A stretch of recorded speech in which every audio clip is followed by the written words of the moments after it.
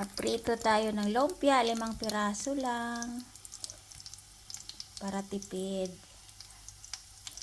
Para sa asawa ko. Yan, ang ating lumpia. Gulay ang nasa loob, mga kaibigan.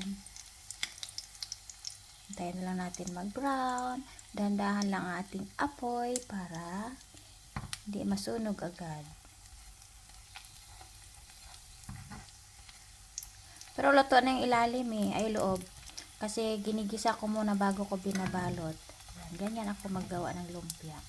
Halo yan siya, karne at saka gulay sa loob ng lumpia. Tapos hindi masyadong masikip yung pagbalot ko. Kaya hindi ako marunong magbalot. Kaya hindi siksik ang laman pag naluto na. Yan lang ang aming tanghalian. 2 sa akin, 3 sa asawa ko. Tipid lang kami. Ayan. Mabusog na tayo dyan.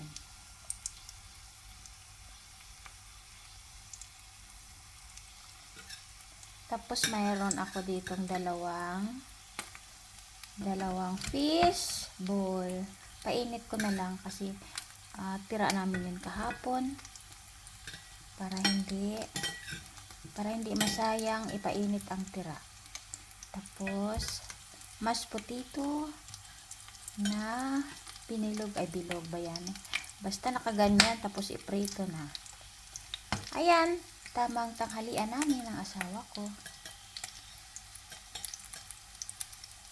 Para hindi masayang ang tira, painit na lang.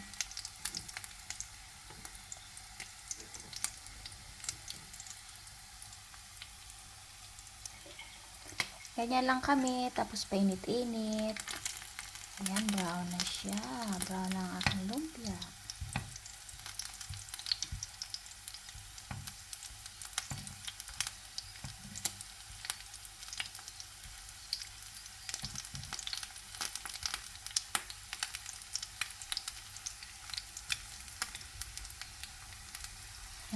Nag-crack. Ayan ang gulay. Nakikita ang gulay. Konting brown pa. Hindi pa siya masyadong brown. Tapos ang ating fish balls. Dahan-dahan lang para hindi masunog agad ang labas kasi painit na lang to.